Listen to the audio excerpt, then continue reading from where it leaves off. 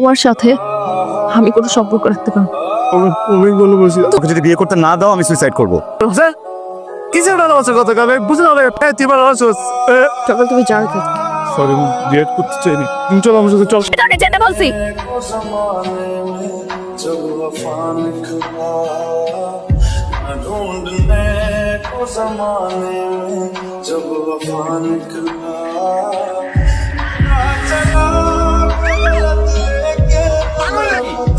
কি করছিলেন আপনি আপনি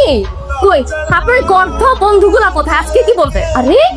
আপনি বিরক্ত হচ্ছেন কেন আপনার সাথে দেখা না হলে না আমি কখনো বুঝতামই না একটা মানুষের সাথে ছ্যাচরা কি করে হয় প্রত্যেকদিন আপনি মনে ট্রাই করেন প্রত্যেকদিন ফেল করেন প্রত্যেকদিন আপনি কোনো না কোনো মেয়ের প্রেমে পড়েন সেখানেও ফেল করেন তারপর আপনার না একটা দেশ থামতেছে না এক কাজ করেন ব্রিজটা দেখতে স্যার ওই ব্রিজের উপর থেকে লাভটা প্রেমের সার্থক না হলেও না একদম উপরে চলে যাবে এ ভাই নামেন আরে এই আরে কি করতেছ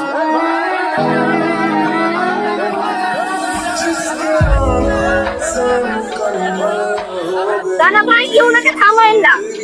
ওর মনে অনেক কষ্ট ওর সবচেয়ে বড় কষ্ট কি জানেন ওর গার্লফ্রেন্ড ওকে ছেড়ে চলে গেছে এর থেকে বড় কষ্ট জীবন আর কিছু হতে পারে বলেন বাবা মা ভাই বোন বন্ধু বান্ধব কিছুই তো না সবকিছু তো গার্লফ্রেন্ড আপনার বাবা মা আপনার জন্য কত কষ্ট পাচ্ছে আপনি জানেন আপনার এসব কর্মকাণ্ডে তারা যে প্রত্যেকদিন আতঙ্কে থাকে আপনি বুঝেন না এগুলো আপনি এক কাজ করেন আপনি তাদেরকে এই মানসিক কষ্টটা না দিয়ে আগে তাদেরকে মেরে ফেলেন তারপর আপনি মরে যান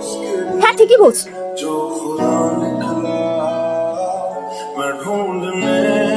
এই যে দেখুন এখানের প্রত্যেকটা মানুষ মরণ ব্যাধিতে আক্রান্ত ওরা কিন্তু জানে যে ওদের অনেক বড় একটা অসুখ হয়েছে কিন্তু তারপরে দেখুন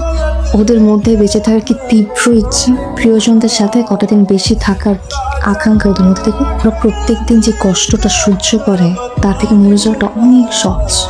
কিন্তু প্রিয়জনের ভালোবাসা আর পৃথিবীতে বেঁচে থাকার এই লোভটা ওদেরকে বাঁচিয়ে রেখেছে বাসায় যান গিয়ে আপনার মাকে জড়িয়ে ধরুন দেখবেন মার মুখে যখন হাসিটা ফুটবে তখন সব কষ্ট ভুলে গেছে বন্ধু বান্ধবদের সাথে সময় কাটান যা করতে ভালো লাগে সব কিছু করেন একটা মেয়ের জন্য কেন মরে যেতে হবে যে আপনি এখন একটা মেয়ের জন্য মরে যেতে চাচ্ছেন সে আপনি কিন্তু কালকে অন্য আর একটা মেয়ের পেছনে ছুটবেন নর্মাল সবার ক্ষেত্রেই হয় যে মানুষগুলো আপনাকে ভালোবেসে আপনার সাথে থেকে গেছে তাদের জন্য বেঁচে থাকে কি হয়েছে তুই হাসছিস আল্লাহর কাছে আমি এই দুই করছি আল্লাহ আমার ছেলের মুখের হাসিটা ফিরে দাও না শুনো না বল কি বলবি বল খেতে দাও খাবি এক্ষুনি আমি তোর খাওয়া দিচ্ছি আবার রেডি করছি